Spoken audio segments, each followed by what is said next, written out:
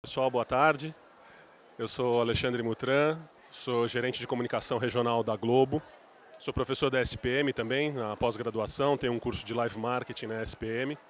E na Globo, o papel da área que eu cuido é aproximar a marca Globo das pessoas nas praças onde a gente atua. A Globo é uma emissora de TV, tem muito conteúdo na TV, na internet, mas tem uma tela separando a gente das pessoas. Então a gente também usa o live marketing, a gente também usa os eventos para estar mais próximo das pessoas onde elas estão circulando, onde elas vão para se divertir ou no transporte público. É isso que a gente tem feito. Mas não foi só para isso que eu vim falar aqui. Eu trago para vocês alguns aprendizados do Experiential Marketing Summit. Alguém aqui conhece o Experiential Marketing Summit? Nenhuma mão levantada é não. O Experiential Marketing Summit... Oi? Não? Foi. Hoje é o maior e mais importante evento de marketing de experiência que acontece nos Estados Unidos. Marketing de experiência é como eles chamam no mercado americano o live marketing. Né? É um evento que anualmente reúne marcas, agências, fornecedores, são mais de 1.500 pessoas participando e muito conteúdo. São mais de 80 sessões, palestras, workshops, aulas, oficinas, atividades. E eles têm, assim como esse evento aqui, uma feira de produtos e serviços com muita tecnologia, muitos produtos para eventos. O Experiential Marketing Summit tem uma característica que cada ano ele é realizado numa cidade diferente nos Estados Unidos. Então, em 2016, por exemplo, ele foi realizado em Denver, no Colorado. 2017 foi em Chicago. E este ano ele aconteceu em São Francisco. E eu tive representando a Globo e acompanhando essas 3 edições. E é um pouquinho desse conhecimento que eu quero dividir com vocês. É uma palestra curta, é uma palestra de 20 minutos. Então eu peguei algumas das principais tendências e traço um paralelo com o que a gente tem feito aqui no Brasil. E a boa notícia é que a gente não fica devendo nada para os gringos. Essa é a grande boa notícia. Eles muitas vezes têm coisas bacanas de novas tecnologias, às vezes as tecnologias chegam antes, mas o que a gente vai ver aqui, a gente está muito alinhado com o que eles têm feito lá. Né? Nesse ano, agora de 2018... Não? Estamos... Não, amigos? Esse ano de 2018... Tivemos algumas dessas marcas aqui, por exemplo. Tivemos Uber, tivemos a Amazon, Under Armour, tivemos Citi, Cashi, várias marcas, e sempre marcas muito relevantes, levando para o Experiential Marketing Summit os seus cases, as suas histórias, os seus casos de sucesso. E o mais legal não são todas essas sessões. O mais legal, na minha visão, é a sessão de encerramento. A sessão de encerramento... é onde eles falam sobre as macro e as micro tendências do mercado de live marketing, do mercado de experiential marketing, que estão sendo observadas nos últimos anos e a tendência para o futuro. Então eu vou passar rapidamente, como eu falei, não vai dar tempo de explicar uma por uma, então eu vou passar rapidamente as principais, as 5 macro tendências e vou listar as 12 micro tendências e eu vou me dedicar a explicar melhor 3 delas, que na minha visão são as mais relevantes para o tipo de experiência que a gente tem que proporcionar para os nossos clientes e para os tipos de experiência que muitas das marcas que vocês representam ou que as agências que vocês representam têm que passar para os clientes de vocês. Então, começando pelas macro tendências, a primeira delas, realidade misturada, que eles estão chamando. A gente junta a realidade real, um pleonasmo isso, com a realidade aumentada, com a realidade virtual, um pouco do que vocês viram na palestra anterior, você misturando as realidades, a pessoa muitas vezes não sabe muito bem em que mundo ela está. Segunda delas,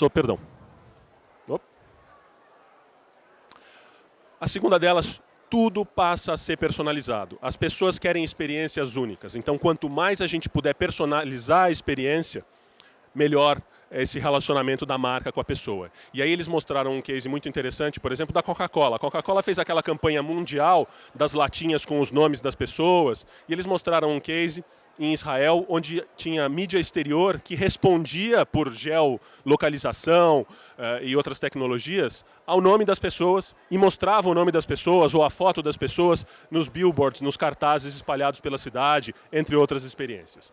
Depois, experiências que viabilizem compras. A gente está num negócio de fazer vender. Seja fazer vender uma ideia, seja fazer vender uma causa, seja fazer vender um produto ou um serviço. Então não adianta ter a experiência pela experiência. Experiência pela experiência é entretenimento somente. A gente depende do entretenimento para prover uma boa experiência, mas a gente precisa fazer com que essa experiência reverta em venda de algum tipo. Então, muita preocupação com isso. Experiências sociais na origem. Então, mais do que ter momentos onde as pessoas queiram fotografar, compartilhar, momentos onde as pessoas se sintam obrigadas a fotografar e compartilhar, porque senão elas vão perder uma grande oportunidade.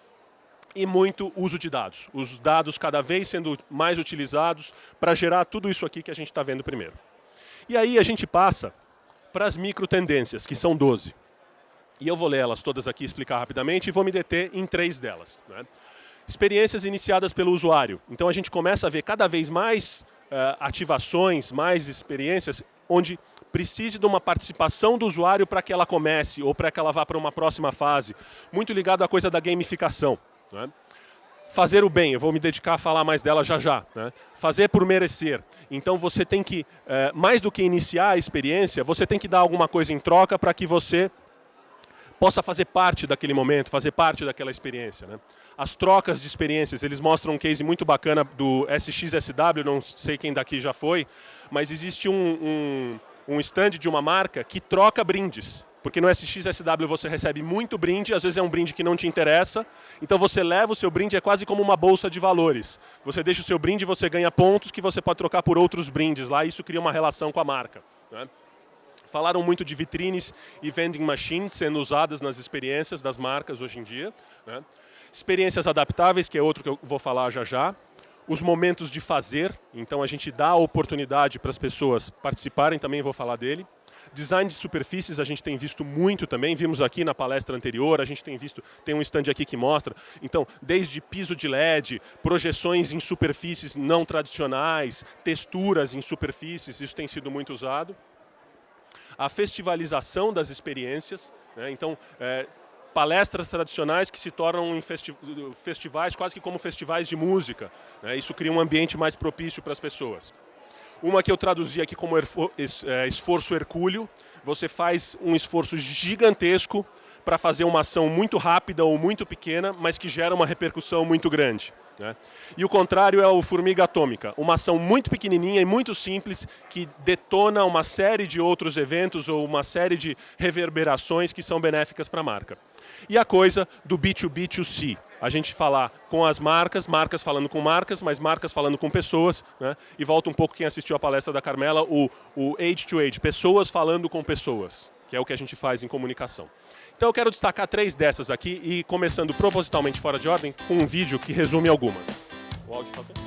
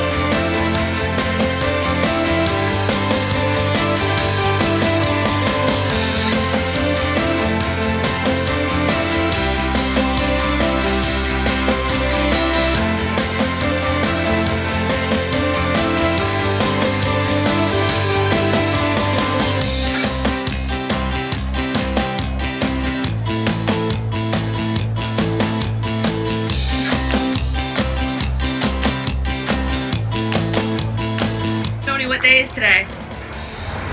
National Good Neighbor Day. Woohoo! Happy Good Neighbor Day!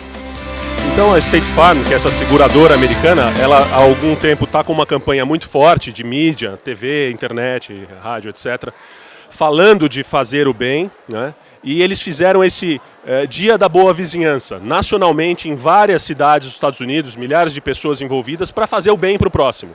E eu gosto de começar com esse vídeo porque ele ilustra 3 das tendências que eu quero mostrar e fazer o paralelo. A primeira delas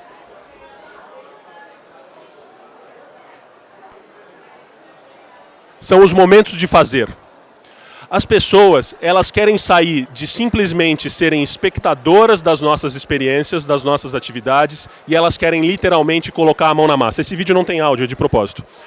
Essa é uma iniciativa que nós temos aqui em São Paulo chamada Sabor Paulista. A gente faz aulas de oficinas gratuitas de culinária.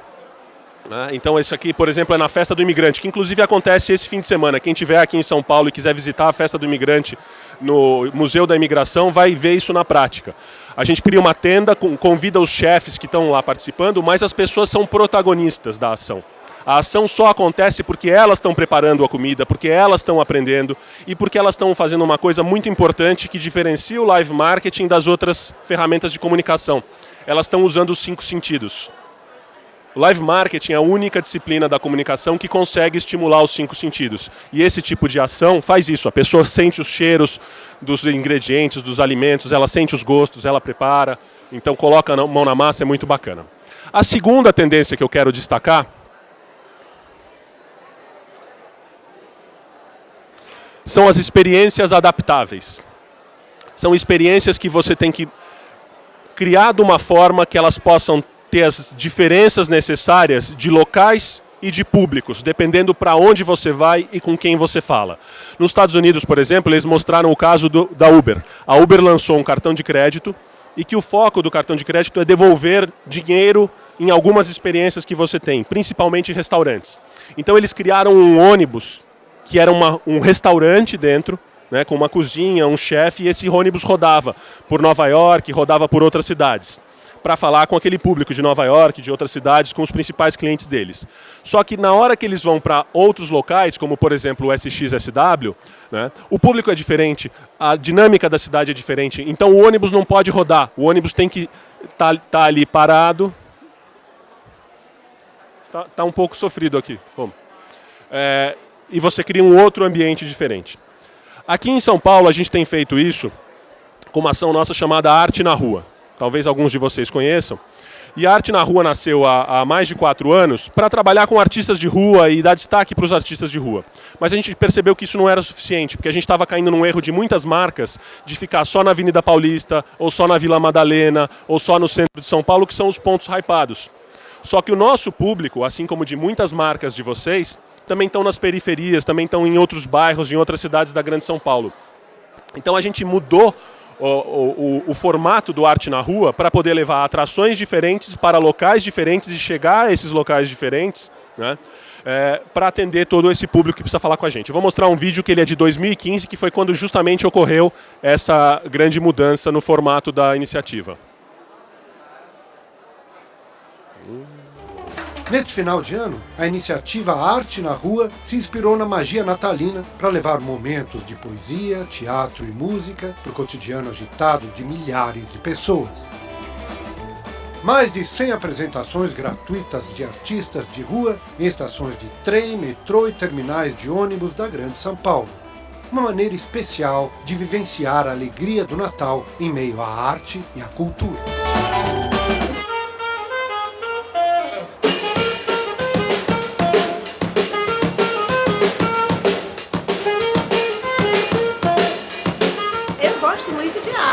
Independente de seja qual for, na rua, na estação do metrô, sempre eu paro porque eu gosto de arte.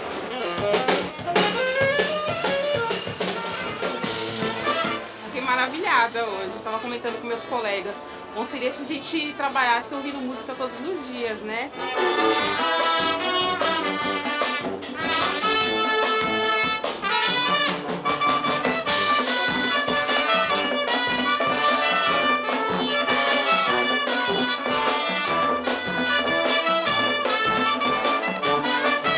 A Globo procura estar sempre próxima da vida das pessoas, e isso inclui promover a cultura também fora das telas. O Arte na Rua segue esse princípio, leva arte e entretenimento a locais abertos ao público, são os palcos mais democráticos da cidade. A gente identifica e apoia artistas de rua e leva também atrações que geralmente não estão disponíveis ao grande público. Esse tipo de iniciativa do Arte na Rua é fundamental. A música erudita tem que aprender a sair um pouco do seu espaço e ir ao encontro do público. Arte na Rua, um presente de fim de ano da Globo para a Grande São Paulo.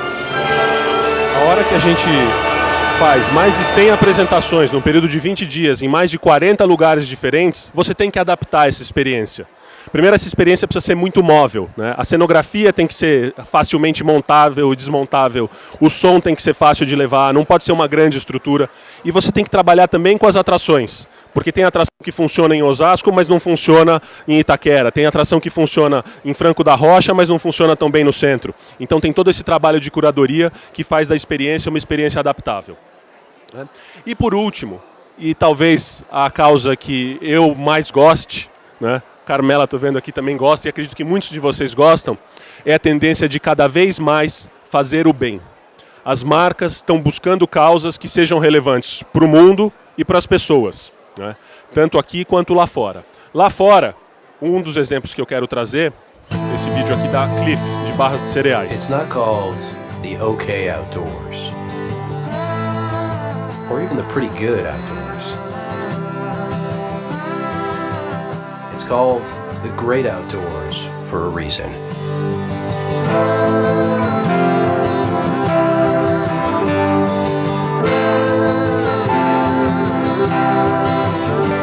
Let's protect the places we play.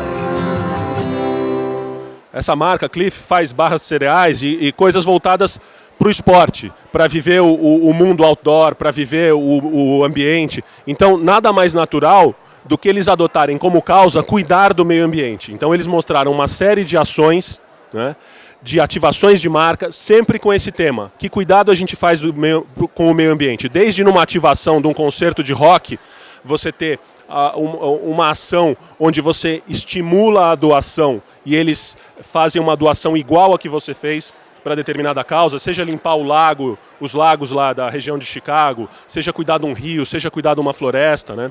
Até ativações para despertar a atenção das pessoas para essa questão do verde e do meio ambiente. Que é o que a gente tem feito aqui em São Paulo também, que é uma causa que eu amo, que é o Verdejando. O Verdejando é uma iniciativa da Globo, que desde 2013 propõe um novo olhar sobre o verde. Com uma série de reportagens especiais e várias ações que envolvem a população nessa causa, o Verdejando amplia a discussão e estimula a participação da população. Pegar, acordar cedo e falar, vou lá molhar minha planta, todos os dias da sua vida. Já são 5 anos de iniciativa e agora a gente abraça outras cidades da região metropolitana. Nós estávamos esperando há muito tempo, porque a gente acompanha pela televisão, né? E foi bom para Guarulhos, e principalmente para o Ponte Alta. Júlio vem regando com adubo líquido e as meninas vêm com água para diluir. Por onde passa, o Verdejando desperta o amor das pessoas pela natureza e pelos espaços de convívio. Inspira novas formas de cuidar do verde e estimula soluções inovadoras. Então o Verdejando trouxe essas soluções, desde plantio em calçada de formas alternativas, plantio na via, plantio no asfalto, plantio em parques, em comunidades, né? E o jornalismo da Globo multiplica essa ideia para milhões de pessoas. E esse pompãozinho que a gente costuma brincar, né, de soprar, também é mais do que brinquedo, também é comida, dá para comer. Essa horta aqui eu quero que renda bons frutos, né? E assim, que não fique só aqui. Que essa horta seja de exemplo para outras pessoas. Até no seu quintal, ele pode fazer uma hortinha para ele colher. E fazer com que isso seja uma semente que torne o sonho um dia de uma metrópole sustentável, uma metrópole que sabe aliar a paisagem original com a cidade moderna que a gente precisa. Verdejar é um gesto de amor pelas cidades, pela vida, pela natureza.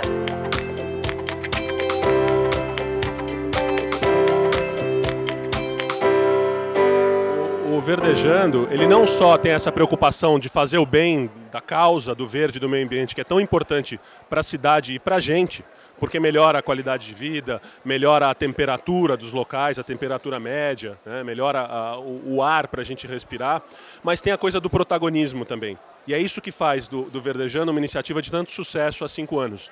É uma coisa que eu discuto muito com a minha equipe, com a nossa turma de imprensa, com as pessoas que vêm nos perguntar. Não é a Globo que planta as árvores. As árvores são plantadas pelas pessoas que participam dos mutirões com a gente. O nosso papel como empresa de comunicação é trazer o assunto para debate. Então, a hora que a gente faz as reportagens no SP1, no Bom Dia São Paulo, SP2, a gente leva essa mensagem para milhões de pessoas. Mas a grande diferença dessa iniciativa é justamente a hora que ela vai para a rua, que ela convida as pessoas para que as pessoas literalmente coloquem a mão na terra. Então, terminando aqui, eu quero fazer um convite para vocês. Eu sei que não é todo mundo que pode, mas assim, desde o ano passado eu tenho falado, eu fiz um artigo para o Meio Mensagem o ano passado falando que esse é um evento que ainda não está na agenda das pessoas. As pessoas estão preocupadas em ir ao SXSW, a Cannes, a vários, NRF, CES, que são eventos muito bacanas e muito válidos, mas se o nosso business é marketing de experiência, é live marketing, eu acho que vale a pena dar uma olhada e quem puder ir o ano que vem, e quem quiser me acompanhar, estarei de novo lá ano que vem em Las Vegas. Vanessa já falou que vai, né, Vanessa? Então tá bom. Gente, é isso. Quem quiser mais informações sobre o que a gente tem feito ou sobre o próprio... Alô? Amigos? Aqui. Sobre o próprio Experiential Marketing Summit, tem aí o link, esses 2 links das ações que a gente tem realizado aqui em São Paulo. Muito obrigado e uma boa tarde para todos.